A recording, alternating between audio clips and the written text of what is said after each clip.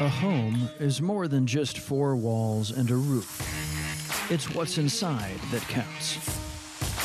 In this episode, the history of home will explore the rooms that sustain, entertain, and define us. It's time to open the door and step on in. Follow us as we feast in the original Hall of Fame. We'll cook up a storm in some of history's coolest kitchens. You'll need to be on your best behavior for a presidential dinner.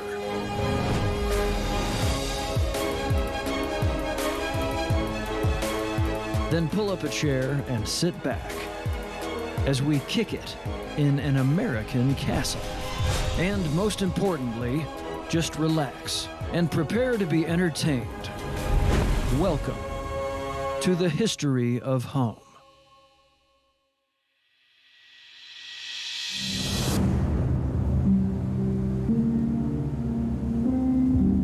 Among the remote islands of northern Norway, built on the site of an archaeological discovery, is an ancient seat of power. The chieftain's house, the reconstruction of the hall we had just 50 meters away. The biggest one found in Scandinavia and all the world. They haven't found a house like this before, and I don't think they will find it after this either. This traditional longhouse is a recreation of a Viking hall that ruled over these islands for almost 500 years. The hallways we know today are a shadow of their former glory. Nothing more than a corridor, a place to wipe our feet and leave our keys. But to the Vikings, the hall was the room. Even heaven was a hall, and warriors who died in battle ascended to the greatest hall of all, Valhalla. This proud history lives on at the Lufeter Viking Museum.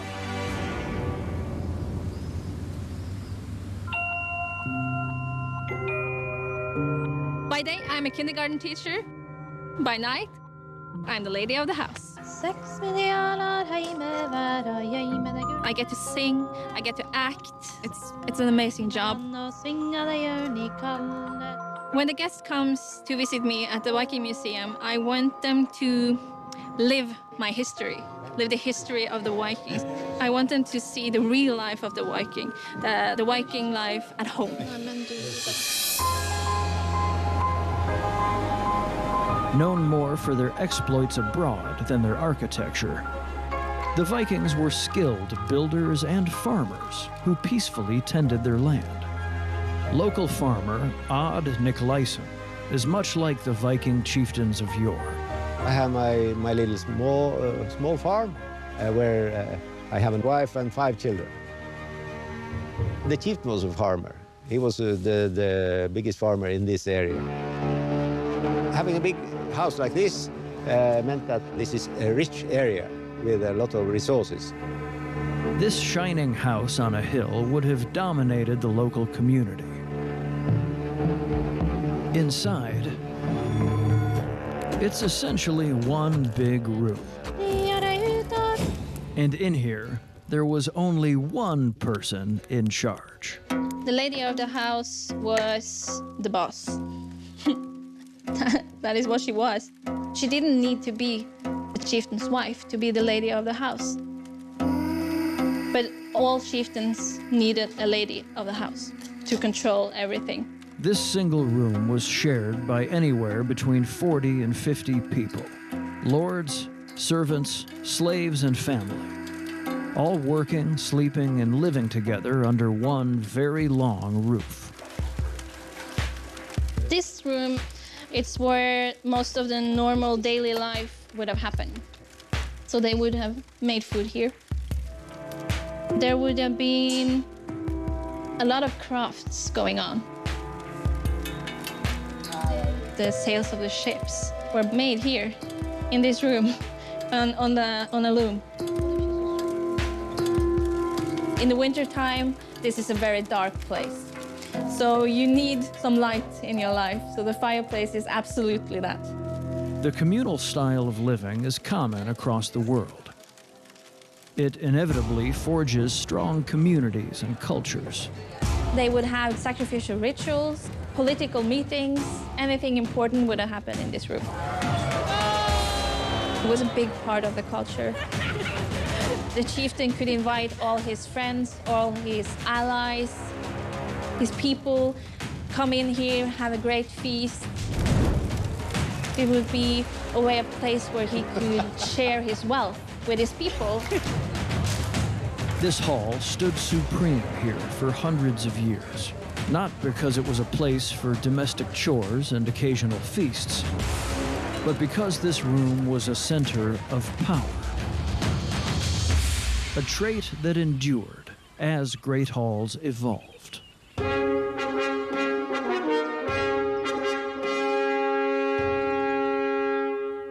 The Vikings were by no means the only people who prized square footage and some nice high ceilings. The word hall was one of the very first words recorded in English. And across the North Sea, the grandest halls were the domain of kings. Well, this spectacular room is the Great Hall at Hampton Court, and it is the largest and greatest hall that Henry VIII ever built. Rich tapestries line the walls. The ceilings would have been painted in vivid royal reds, golds, and blues. No expense was spared on the room at the very heart of Henry VIII's kingdom. It is intended to impress, as it still does. Would have been the biggest room that most people had been in at the time that it was built. So they would have been wowed by the architecture, by the decoration. This would have been a place that made them stop and think that Henry VIII was the man with all the money. It's an ode to wealth and power. But what good is all that if you can't have a bit of fun? So halls were above all about impressing as places to entertain, to host foreign guests, to have banquets and feasts. There would have been revels and spectacles going on here. And then there's dancing. Henry VIII loved dancing. Total theatre. This is Henry VIII's Palace of Pleasure. The Great Hall of Hampton Court Palace was a place of pageantry and politics. And it couldn't be more different from the hallways of today. Over time, of course, the hall has declined dramatically in status. I mean, a hallway for us is, it's a vestibule. It's an entrance space. It's where you leave your hat or your coat, and then you can go off from it into different rooms of the house. Even as the Great Hall reached its architectural apex, it was dying. The functions once carried out in this one big room were separated. We now have many other rooms, and I suppose over time we've seen a separation of the functions of hall into these other separate spaces. This transformation of the home began at the beating heart of every hall, the hearth. Here, we gathered around the fire for warmth, but also to cook delicious, life-sustaining meals. By the time Henry was chowing down and cutting a rug, cooking had long ago moved off to a room known as the kitchen. From the simplicity of an open flame to the gadget-filled rooms of today, the history of the kitchen is as rich and complex as the meals cooked within. Yes. Food and family are the secret ingredients to a good kitchen. So this is our wine, our Chianti. These are for you because you cannot drink wine without eating. Just Cheers. Here in Tuscany, Lavinia and her Aunt Paula welcome guests into the kitchen at the family's vineyard, Tenuta Larnianone. Obviously, the most important room in the house is the kitchen. Because it's the place in our family where we talk. Like Nothing says home quite like the sounds and smells of a home-cooked meal. This is our way, our family recipe of pappa al pomodoro, which is a typical and traditional Tuscany dish. Right? Yeah. Giusto? Giusto. She's master chef. So I'm the apprentice, and still I have to learn from my aunt all the secrets. You are young, so you have time. Important is to have the passion. My cousin is the best eater. The family has been cooking delicious food in this kitchen for generations. I remember she was Oh, 10 mamma years, mia. 10 years old, I think. We made the sacchertorte, the chocolate cake. It was magical. What makes Tenuta Largnanone a home is that it always has been lived by someone. And you can feel that in the houses, because home is where, you know, people put a little bit of themselves around and you can see the trace. Legend says my great-grandfather, when he met my great-grandmother, there was this rich and beautiful woman of Cortona. They bought this land and they started their family, and they developed the passion of cooking. And that's why they plant vineyards, olive trees. Even though I haven't met my great-grandparents. There's something behind. Yeah. There's an history. They say it's magic. It's the memories, like recipes shared and tasted, that keep people coming home. So there is this proud feeling. No, I like it to do like this. And hopefully it's gonna work through generations. That warm and fuzzy feeling of sharing a meal with family and friends is timeless. The thing that makes the house a home for me is the smell. It's the smell of scallions and garlic and ginger and onions, which is intoxicating. The kitchen, says a lot about who you are, where you're from, how you were raised. But the kitchen experience has changed drastically over the years. In our modern kitchens, we do lose a lot of the music. We like convenience, sometimes too much. It's all beep, beep, beep, beep, beep. I use things like sound and smell and sight to tell the timing of a food. It's not based on a timer or a button or a little buzzy thing. It's all based on the feeling. Culinary historian and author Michael Twitty uses food to reveal the hidden histories behind our kitchens. My perfect kitchen would be an idealized late 18th, early 19th century kitchen. I've become so used to working in that framework. By cooking and teaching in historic kitchens throughout the United States, Michael bears the torch for those who came before him. And in one uniquely historic kitchen, he can reveal the true story of a country's cuisine. Casting an eye over the state of Virginia sits Monticello.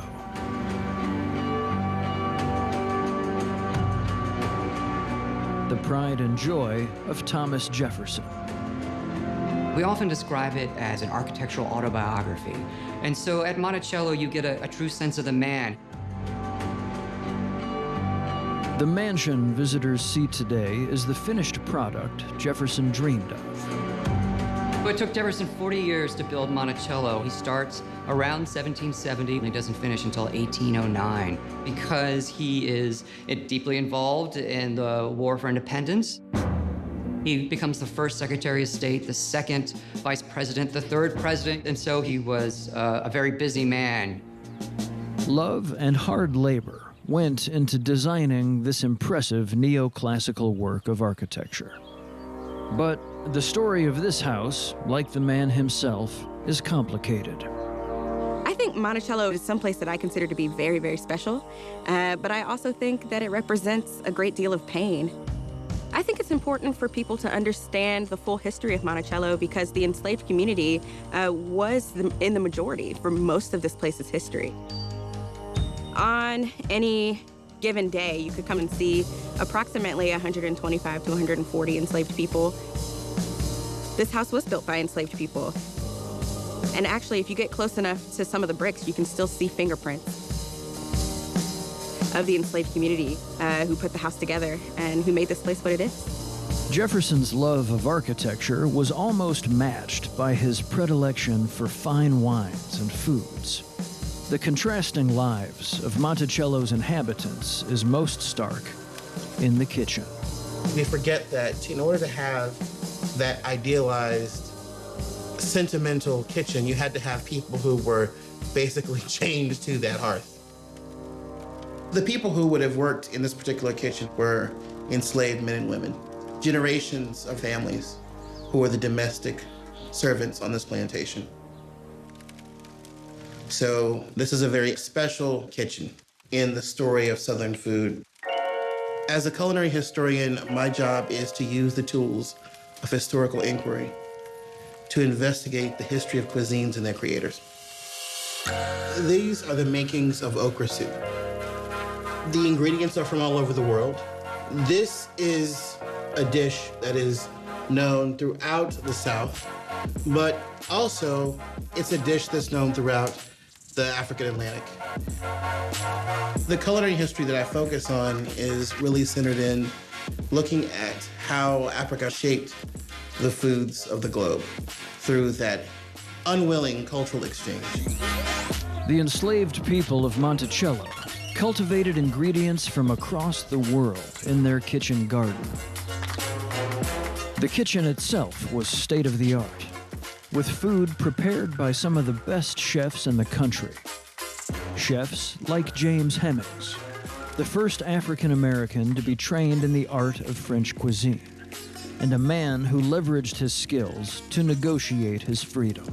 People don't realize that enslaved people were not robots. They brought their culture and they brought their ideas and they brought their skill set to their work. Black cooks who work in this space, they really are sitting in the middle of a great crossroads of foods and ideas about food. And that's one of the geniuses of that culture. Sure, Thomas Jefferson wrote the Declaration of Independence, and more importantly, popularized the potato fried in the French way, or the French fry to you and me. But this founding father and foodie is indebted to the men and women working in this kitchen, who set the course of food in America. The most important room in any home is the kitchen. Hearth is the heart, the living, breathing heart of the space. Whether you're in a grand mansion or a simple shack, the sheer importance of cooking is universal. Food, like every other aspect of your culture, should speak to the emotional state of where you are in that place. I mean, there's a reason why we call Black food soul food. Up in the main house, Jefferson's famed chrome yellow dining room recalls grand meals with visiting statesmen and scholars. But the people doing all the work were nowhere to be seen. You know, there's a reason why they are set apart. We are beneath and below and around the corner from the main home. There is a lot to be said about social class, about race, about culture, about those boundaries. Food preparation in the home has always been intrinsically mixed with class and wealth. The kitchen has been the scene of many a class battle. This is a pattern seen throughout the world. My name is Dr. Emma Wells. I'm an architectural historian based at the University of York. I just sort of love unraveling architectural styles and the people who created them. At Dennis Sever's house in central London, there is a lot to unravel. More of a time machine than a home, every room is styled after a period of the 18th and 19th centuries. We're in perhaps the oldest kitchen in London. The people who worked in this kitchen were the service staff for the merchant class above. For centuries, the kitchen was banished, shunted off to an outbuilding or down into a basement. It was the territory of servants, not the upper class who employed them. Many of the cooks, scullery maids, kitchen maids would be here for 16-hour days, just taking the food, preparing it, cooking it, doing the washing, bringing the washing, etc., etc. Separating servants from the household was a symptom of a class-obsessed kingdom. Domestic servitude in England is particularly unique because of the hierarchy of social classes. We have a royal family, we have an aristocracy and nobility, and over time we get social classes developing from that. This strict structuring of society was epitomized within the quaintly named English country home.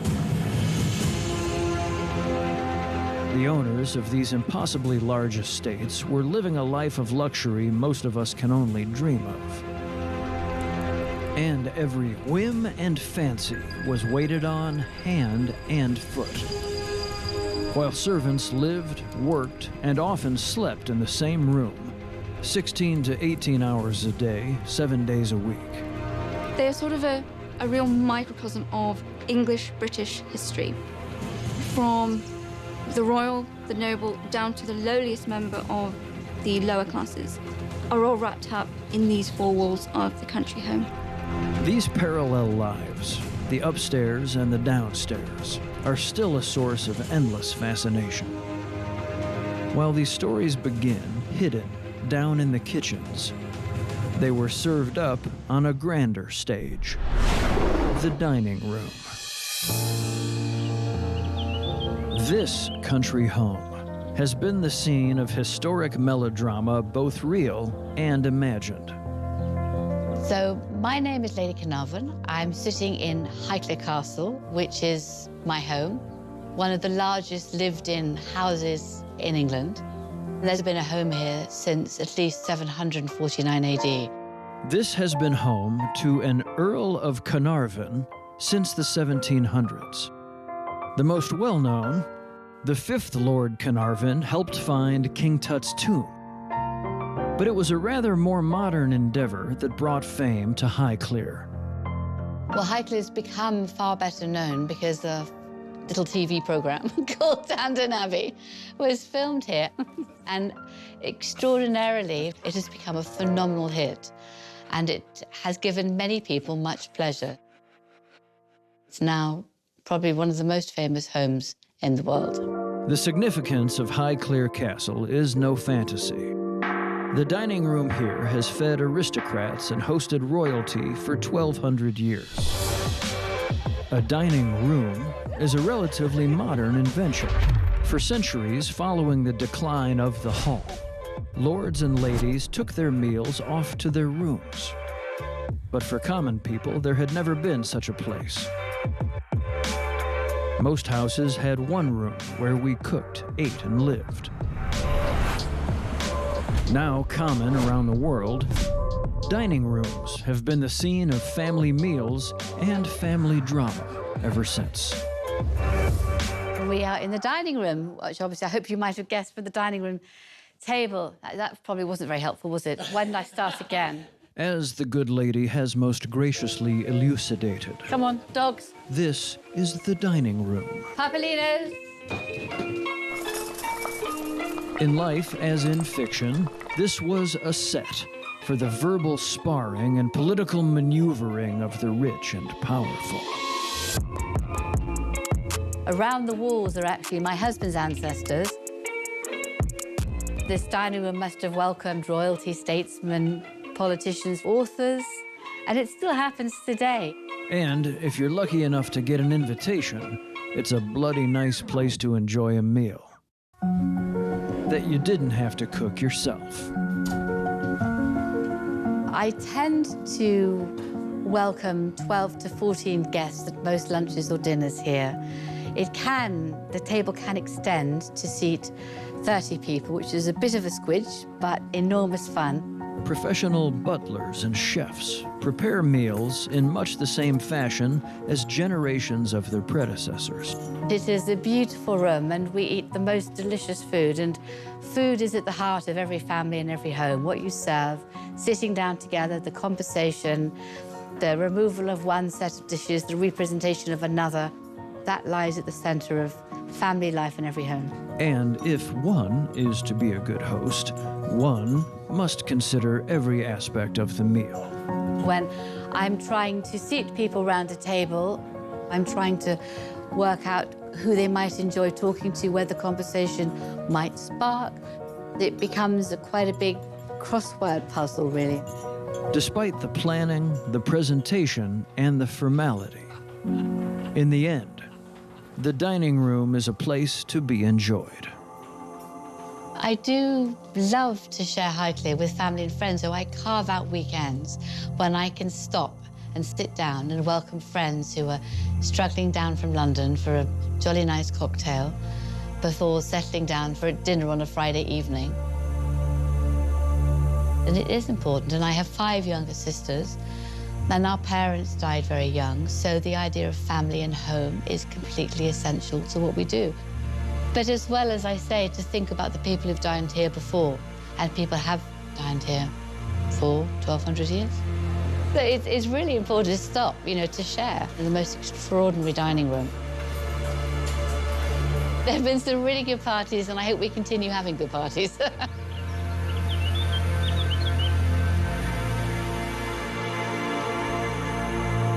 And the party isn't over.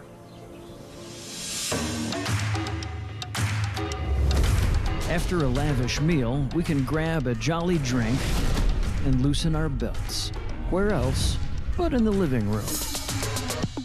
When I think of a living room, I think of somewhere to relax, to really switch off from the world.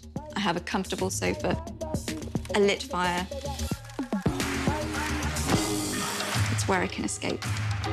This room has changed more than perhaps any room in the house. A fact reflected in its many names. In the Tudor era, the 16th century, we have the Great Hall. But then within that, we have the withdrawing chamber. The withdrawing chamber is the more elite, the more hierarchical space for those more intimate, elite, private guests. From then, we move on, we drop the with, and we get the drawing room. Now, during this era, we see sort of being used as we would today, entertainment, but quite formal entertainment. In the early 18th century, these rooms started to appear regularly in floor plans, and they took on another name, the parlor. Derived from the French word parler, it was a place to converse. This room, the parlor, is a reflection of 18th century and merchant classes. The parlor certainly wasn't a lounge living room like we have today, where we're kicking off our heels and lounging around, watching television. You would entertain guests, but it's also the most important elite room of the house. All of your most valuable treasures would be surrounding you. You're showing off yourself, you're showing off your identity, but you're also showing off your wealth, your affluence. During the era of the parlor, a revolutionary notion came into play. Comfort. Comfort is actually quite a modern concept, modern in terms of the 18th century. Comfort meant sort of aid, condolence, more helping one out in need. We think it derives, or the first sort of utterance of the word comes from Horace Walpole, the writer, in about 1770s. And he talks about the differences between discomfort and comfort, and therefore it being something to desire. Finally, a little cushiness was introduced into the stiff, formal withdrawing room of yesteryear. The living room came into being in the late 1800s, and over the course of a century, it became the room we know today. A place for style, comfort, and living, obviously. The styles of our living rooms have changed pretty much each century and sort of in turn with each new architectural style. Our living rooms are a sort of microcosm, an embodiment of style, of fashion, of culture, of taste, everything, of the self, but also of our identity. And this is no more evident than in one of America's most iconic homes. Perched atop a California hill overlooking the Pacific Ocean is Hearst Castle. A shining monument to maverick newspaper tycoon William Randolph Hearst. WR was the Steve Jobs and the Bill Gates. I mean, he brought comics, he brought designs, he brought games, he brought color to newspapers before anybody else dreamt it could happen. Steve Hearst, the great-grandson of William Randolph Hearst, is the 5th generation to call this property home. I just think that this is one of the most spectacular pieces of property. The gardens are flush, the flowers are blooming, the sun is out. You got beautiful pools and fountains and statuary. Every family member drives through that gate. Every one of them thinks they're home. Regardless of where they've moved to, when they get back here, this is home base. This place, that's forever. Known as Hearst Castle to most, it's simply the ranch to the family. I hate to admit it or admit this on camera, but I mean, we were in cloth diapers up here when I was a kid, and we would have dinner up there a lot at the A house. And, you know, hide and go seek or ditch were the name of the game, and what a better place. I mean, us as kids having the opportunity to play there, and it's a homey place. It's of course large, but you can still find a great room to sit in. The love for Hearst Castle has endured. Today, they share their family home with thousands of visitors from around the world. I'm Hoyt Fields. Welcome to Hearst Castle, operated by California State Parks. I have worked here at the castle for 50 years, and this is my passion, this is my life. The Hearst Castle was a collaboration between William Randolph Hearst and the architect Julia Morgan. 28 years, 1919 to 1947. They worked together to build this beautiful home. Acclaimed architect and engineer Julia Morgan was the first woman to study at the National School of Fine Arts in Paris. She built more than 700 buildings over the course of her prolific career. But Hearst Castle stands alone as her greatest triumph. We want our visitors to feel like they are a guest of William Randolph Hearst. Mr. Hearst's guests would enter through the front door here, and all of a sudden they would look up and enter this grand assembly room, one of 14 living rooms in the main house. You have all these fabulous pieces of art, but then you have these comfortable pieces of furniture where you could sit down and relax. And that's what Mr. Hearst wanted. He wanted you to enjoy, to be comfortable, not to be stodgy. It was all about your comfort and enjoyment. Though extravagantly decorated, this was still a family home. The 5 sons, they used to play ball games in here. Can you imagine with this priceless art playing ball games? The other thing they used to do in here, they used to roll up the rugs and they used to dance on the teakwood floors. But this lavish living room wasn't only for the Rugrats. During Hollywood's golden age, a star-studded guest list walked through its doors. You can imagine coming into this room in the evening or any time of day, and you have Clark Gable, you have Charlie Chaplin, you have the Marx Brothers. You might have the mayor of New York, Winston Churchill. So it was an eclectic mix of guests. Everybody who was anybody was here. This castle and the surrounding ranch land is called home by more than just the Hearsts. I've spent so much time here, it is like a second home to me. It really is. Of course, my home is not as opulent as this, but I feel that this is just as much my home. This incredible living room at the center of a remarkable castle has a special place in American history. Hoyt, Steve, and the foundation at Hearst Castle all work tirelessly to make sure this iconic home is protected and preserved for generations to come. I think if they came here today, they would be extraordinarily pleased that the legacy is stable and thriving. And they would be just as thrilled to know that it will be that way in 50 and 100 years. Our living rooms have changed a lot in the 100 or so years since Hearst's heyday. They are still a place for fun and frivolity, but the fashion? Fashion is more fickle. Just ask interior designer Bridget Romanek. Come on in. With a Rolodex of celebrity clients and a coveted spot on Architectural Digest's Top 100 Designers, Bridget has made her mark in styling homes across the world. Today, she gives us a sneak peek into her own personal favorite. So this is our living room, and this is definitely where we spend a lot of time with the kids and my husband and friends and parties and jumping around.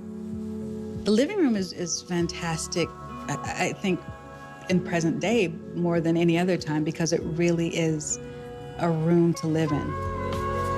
It used to be a space that was oftentimes just for show, and children were definitely not allowed into the living room. But nowadays, it's great because it is a space where people love to use it and do.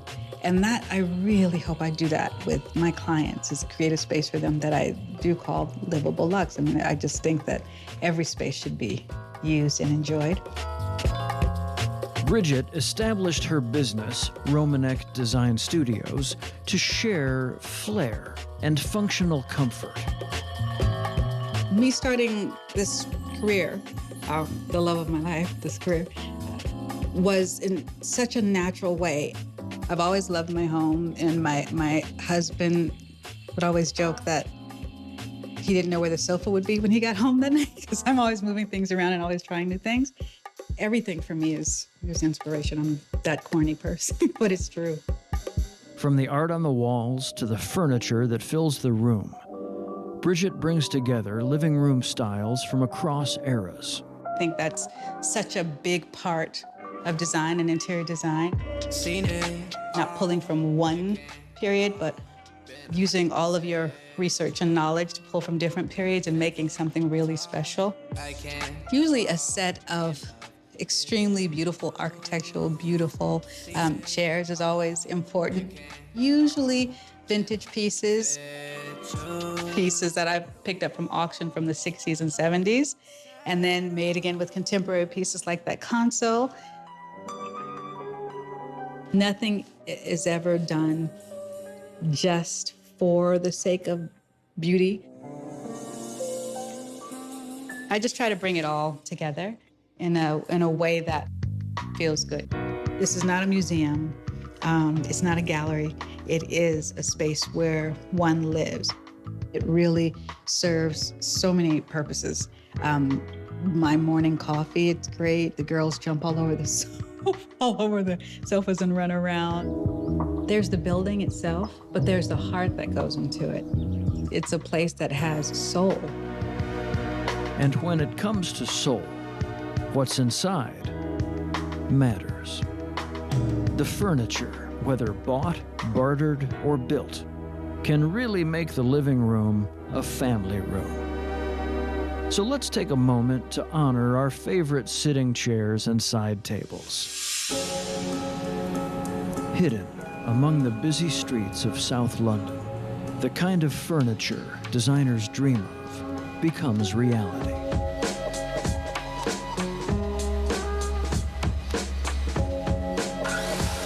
I think the importance of handmade furniture is you're getting something that has been designed and put together with care. Goldfinch Furniture uses furniture making to educate a new generation of craftsmen. For me, the beauty isn't even in the elusive price tag or having something that someone else doesn't have. It's about finding something that's going to be functional for your home, that works with your life. And the materials used to create these masterworks can be as valuable as a steady pair of hands. There is a legacy in processing a 200-year-old oak tree that has to come down or has fallen down in a storm, and carefully processing that timber to make furniture that's going to last another 200, 300, 400 years. The beauty of wooden furniture is it's so tactile.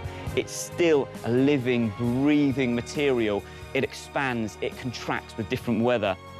It ages with you. It gets little marks, little blemishes, and these all tell stories. You can't create history with furniture that's only going to last one generation. And if you care as much about the furniture you own as these guys care about making it, it says a whole lot about the home you make. When you walk into someone's home, you get a feel of their personality. I'm not actually that interested in people making statements with their furniture.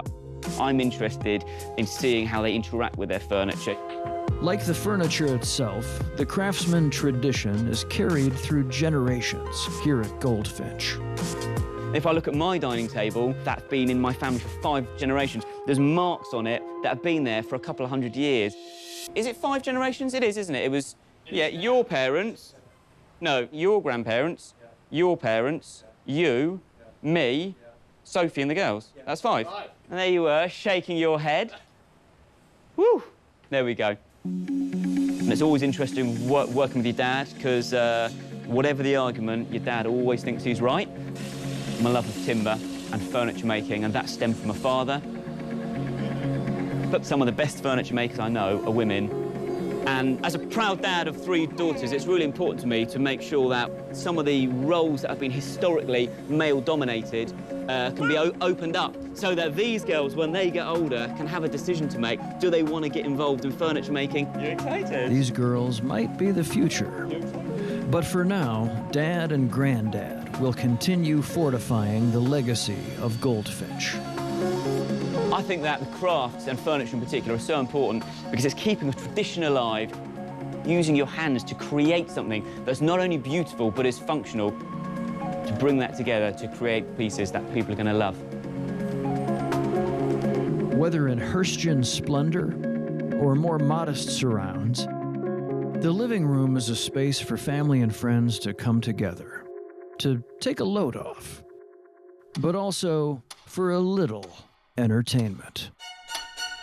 So, what now? How shall we pass the time? How did our forebears face an age-old issue? The curse of boredom. I think boredom is a modern invention. I'm sorry, what's that you say? Now, when you look into the past, you have to reckon with the fact that there's no computers or televisions or radios or electric light or any other of the essential distractions on which modern people depend for their very existence. Okay, got it. Point taken. Dr. Irving Finkel is a longtime curator of the British Museum. The good doctor has a hobby, a favorite of living rooms throughout history: board games. This is an Indian board for this game of parcheesi, and they have long dice. They're rather good because they make a good noise, and also you can annoy your opponents. I'm interested in the long history of people playing board games. Yeah, I'm really interested to find out what happened, why they survived. Some archaeologists think they are for ritual purposes. Some archaeologists say they're for things to do with the afterlife. I personally think that games are securely in the category of the enjoyable passing of time. And from as far back as 8,000 to 10,000 years BCE, board games have provided us with a compelling way to do just that. Most human lives are busy and occupied, and there's only a small amount of time for what we would call leisure activity. These objects are concerned with that part of a person's life when they do actually have nothing else to do. And this nothing else to do is a very important thing in the history of man. What better way to keep yourself entertained during such times than a little friendly competition? Almost all board games in the world are for 2 players. This is a crucial point, so that it's one person against another. Everybody knows chess. There's strategy and intelligence. There's 2 sides of a war, and the person who has the sharpest brain will win on their merit. There is nothing like beating an opponent over the chessboard, staring at them and intimidating them and being the better player, and being the winner. Quiet play can be fun, too, when you know how. Watch. There is one modern classic particularly renowned for spreading dissension and causing schisms in living rooms around the world. Monopoly. Monopoly, of course, celebrates the lowest animal lust for power and riches which lurks in the human breast and in a room full of children turns into a kind of monstrous and unpleasant matter. I think it's marvellous. The test of a really good Monopoly game in our household was the following, that one person stands up, kicks the board over onto the floor and says, "I'm never going to play with you again," and runs out of the room. That, to me, is the essence of a good family board game. Temper tantrums notwithstanding, the bonds forged in the crucible of family competition test our wits, our knowledge, and our patience. In the case of board games, it's instructive to find out what's given people pleasure in the past, because the principles which made these games successful are exactly the same as principles which made games today successful. This is the source of wisdom. However drastically they dress them up and disguise them and cover them in makeup, the device underneath is a very simple thing which has been made 1,000,000 times before. So this is a very nice example of a village. We've been rolling the dice and moving the pieces for thousands of years now. But in the last few decades, technology has changed not just how we game, but the entire living room experience.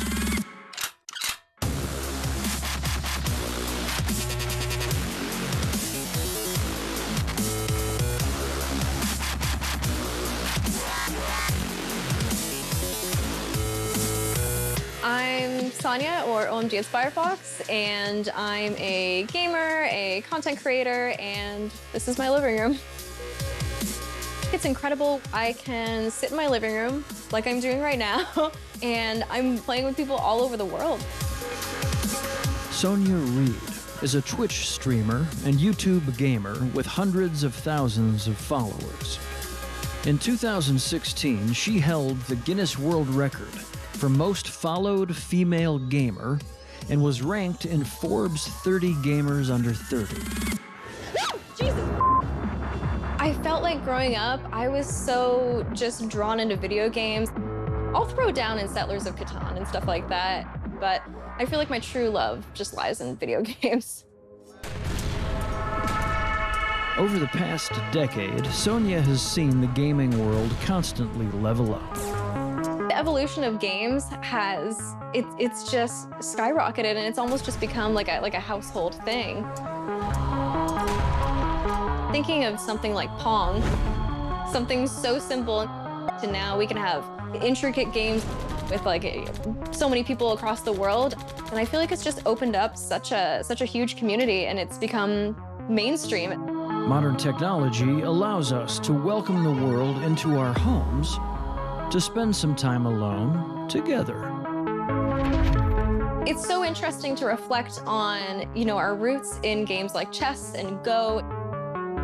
Now, with the rise and the publicity and the monstrosity of Fortnite and everything, it's incredible to see, even across the ages, that gaming has always had a common goal of bringing people together.